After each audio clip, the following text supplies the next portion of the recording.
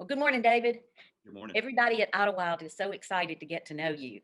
And along those lines, I think one thing that people would be interested in is to ask you, what are your personal spiritual practices on a daily basis? All right, so daily spiritual practices for me actually start in this chair. I sit here every morning. I grab a cup of coffee. I'm looking out on the world as it wakes up, and I have a couple different things that I do each day. One is devotion, and then another is prayer. And so over time, different books kind of lead me in that devotional time. And the one that stuck with me for a long time is one by Julia Cameron, which is Heart Steps, and that's daily declarations and prayers for a creative life. And so I read one of those declarations and I kind of sit with it for a little while. And then I have two different prayer books.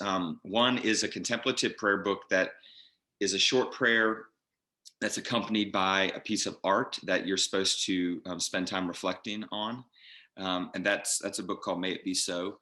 That's 40 Days with the Lord's Prayer. And so I spend a few minutes with that. And then there's another one that's kind of like the flex rotational book. And right now I'm in the midst of utilizing Walter Brueggemann's prayers for a privileged people. And so this is helping to center my prayer practice. So scripture comes up for me. It either bubbles up by the Spirit in the time of prayer, or maybe it's actually referenced in a devotional. So I'll go to scripture. For me, a vital spiritual practice is worship. So I'll hop online in about an hour and I'll get to watch two different churches and three different friends proclaim the good news of the gospel. And then other spiritual practices that are important to me, I try to really listen to what my body's telling me or my spirit's telling me in this space every morning.